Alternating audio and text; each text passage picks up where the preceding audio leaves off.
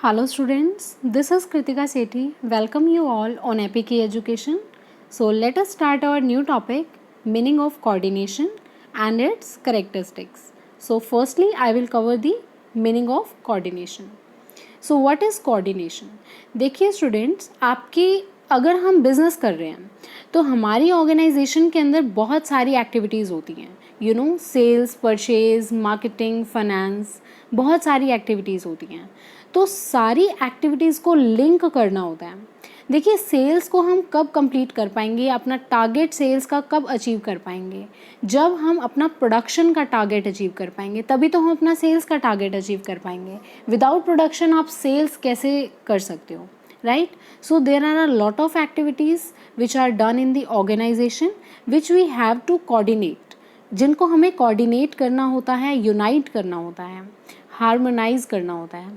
So coordination is a process through which harmony is established among different activities of an organization so that organizational activities can be successfully achieved. या हम बोल सकते हैं इन activities को हम इसीलिए coordinate करते हैं ताकि हमारे ऑर्गेनाइजेशनल ऑब्जेक्टिव्स अचीव हो जाएं। ठीक है, सो दिस इज़ कोऑर्डिनेशन। इसको हम इस तरह से भी लिख सकते हैं, it involves unifying, integrating and harmonizing the activities of different departments and individuals for the achievement of common goal. देखिए ऑर्गेनाइजेशन का तो एक सिंगल गोल होता है ना, लेकिन उसके अंदर ऑर्गेनाइजेशन के अंदर बहुत सारे डिपार्टमेंट्स होते हैं, sales, purchase, production, marketing, finance. तो ये सारे जो डिपार्टमेंट्स हैं अलग अलग, इनकी एक्टिविटीज़ को आपको यूनिफाई करना पड़ता है, इंटीग्रेट करना पड़ता है, मतलब एक साथ आपको लिंक करना पड़ता है बेसिकली, तभी आप अपने कॉमन गोल को अचीव कर पाते हो। सो दिस इज़ कोऑर्डिनेशन, कि आपको ऑर्गेनाइजेशन की जितनी भी एक्टिविटीज़ हैं और ऑर्गेनाइजेशन में जितने भी इंडिविजुअल्स हैं, चाहे वो सेल्स मैनेजर है, परचेज मैनेजर है, सबको आपस में कोऑर्डिनेट करके चलना पड़ता है, अदरवाइज ऑर्गेनाइजेशन का ऑब्जेक्टिव अचीव नहीं हो सकता। So this is all about meaning of coordination. Now let us move towards characteristics of coordination. I have mentioned 6 characteristics here. First is integrating group efforts.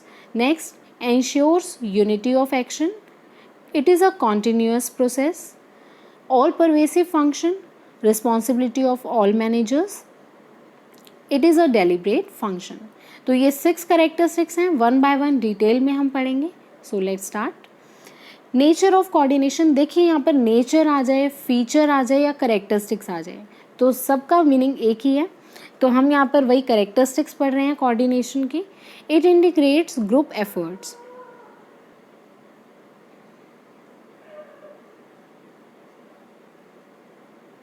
देखिए students, एक organisation में बहुत सारे employees काम करते हैं, तो बहुत सारे एम्प्लॉयज़ जो काम कर रहे हैं, हर इंडिविजुअल एक में अपने मोटिव के साथ आता है ऑर्गेनाइजेशन में। ऑर्गेनाइजेशन के साथ जब वो जुड़ता है तो उसका कुछ पर्सनल मोटिव होता है, राइट? तो होता क्या है, अगर वो अपने पर्सनल मोटिव्स या ऑब्जेक्टिव्स अचीव करने में लगे रहेंगे तो ऑर्गेनाइजेशनल ऑब्जेक्टिव कैसे अचीव होगा? तो इसीलिए होता क्या है, कोऑर्डिनेशन मेंटेन करना बहुत ज़रूरी है ऑर्गेनाइजेशन में। उनको एक डायरेक्शन देना, पूरे ग्रुप को एक डायरेक्शन देना कि आपका main motive organisational objective achieve करना है, ना कि पर्सनल ऑब्जेक्टिव। अगर आप ऑर्गेनाइजेशनल ऑब्जेक्टिव अचीव कर लेंगे तो आपका पर्सनल ऑब्जेक्टिव अपने आप अचीव हो जाएगा। So this is a group effort, not an individual effort. Coordination एक ग्रुप एफर्ट है, ना कि एक इंडिविजुअल एफर्ट है। सो एक बार आप पढ़ लीजिए, coordination integrates the efforts of employees, it aims at giving a specific direction to the group, so it is related to group effort, not an individual effort. Now next is it ensures unity of action. Unity of action क्या होता है? देखिए एक organisation में मैंने आपको बताया बहुत सारी एक्टिविटीज़ होती हैं, there are a lot of activities done in an organisation.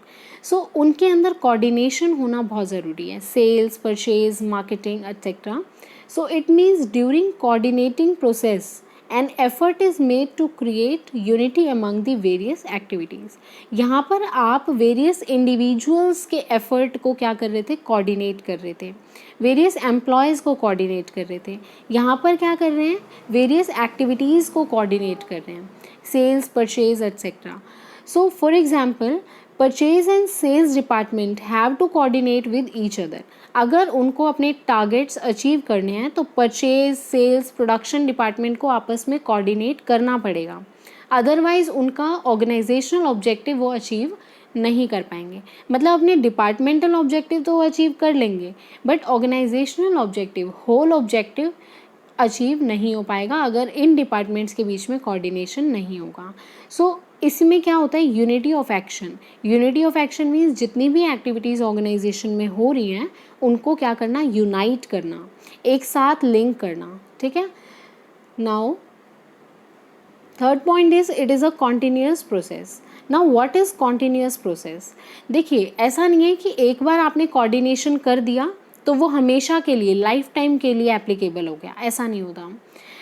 Coordination is a continuous process. जैसे आपने सुना होगा फंक्शंस जो हैं मैनेजमेंट के, वो planning, organising, staffing, directing, controlling, इसमें हर लेवल पे कोऑर्डिनेशन की ज़रूरत होती है। ऐसे नहीं है कि आपने प्लानिंग में कोऑर्डिनेशन कर दिया उसके बाद आप ऑर्गेनाइजिंग में कोऑर्डिनेशन नहीं करोगे। So you have to do coordination, या you have to coordinate among various functions of management. आपको हर लेवल फंक्शन, हर फंक्शन पे आपको क्या करना पड़ता है, कोऑर्डिनेशन करना पड़ता है। So it is a job which can not be performed once and for all. हमेशा के लिए कोऑर्डिनेशन नहीं हो जाता अगर आपने एक बार कर दिया तो। It's need is felt at every step. Thus, a close watch has to be kept on all the activities to maintain the balance. तो हमें हर एक्टिविटी को क्या करना पड़ता है, क्लोजली मॉनिटर करना पड़ता है, और हमें कोऑर्डिनेशन हर स्टेप पे चाहिए होता है। ऐसा नहीं होता कि एक बार आपने कोऑर्डिनेशन कर दिया तो वो हमेशा के लिए डन हो गया। तो आपको कॉन्टीन्यूअस इसको मेंटेन करना पड़ता है। Next is it is all pervasive function. All pervasive means ये हर जगह एप्लीकेबल है, whether it is business organisation और it is non business organisation. चाहे वो बिजनेस ऑर्गेनाइजेशन हो या नॉन बिजनेस ऑर्गेनाइजेशन हो, हर जगह कोऑर्डिनेशन की ज़रूरत होती है। सिर्फ बिजनेस में ज़रूरी नहीं है कोऑर्डिनेशन, नॉन बिजनेस ऑर्गेनाइजेशन में भी ज़रूरत पड़ती है। So this coordination is pervasive. देखिए परवेसिव में किसी किसी बुक्स में आपको ये भी मिल जाएगा कि it is needed at all levels of management, but यहाँ पर मैंने एक अलग से पॉइंट बनाया है कि it is required at all levels of management. आप इसमें भी कंबाइन कर सकते हैं, अलग से भी उसको लिख सकते हैं। Now next is it is responsibility of all managers. देखिए coordination is must for all the 3 levels of management. हमने पढ़ा था कि 3 लेवल्स होते हैं मैनेजमेंट के, top, middle and lower level management. तो ये हर लेवल पे ज़रूरी है। कैसे ज़रूरी है? देखिए अगर top level, middle and lower level से कोऑर्डिनेट नहीं करेगा तो काम नहीं चल पाएगा। तो टॉप लेवल को मिडिल लेवल से भी और लोअर लेवल से भी कोऑर्डिनेट करना पड़ता है। ये तो हो गया वर्टिकल कोऑर्डिनेशन। अब हम बताते हैं हॉरिजॉन्टल कोऑर्डिनेशन क्या होता है, कि टॉप लेवल का मैनेजर टॉप लेवल के मैनेजर से भी कोऑर्डिनेट करेगा। This is horizontal coordination.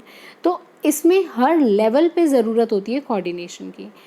Coordination is must for all the 3 levels of management as they are interlinked and interdependent with respect to the functions performed by these levels. ये हर एक, मतलब top level अगर middle level से coordinate नहीं करेगा तो वो अपने इंस्ट्रक्शंस कैसे दे पाएगा मिडिल लेवल को या फिर लोअर लेवल को, राइट। तो इनमें आपस में इंटरलिंक होता है, इंटरडिपेंडेंट होते हैं, एक दूसरे पे डिपेंडेंट होते हैं। तो इन पूरे लेवल्स पे क्या चाहिए होता है, कोऑर्डिनेशन की ज़रूरत होती है। Next is this is the last point, it is a deliberate function. Deliberate होता है सोच समझ कर करने वाला फंक्शन।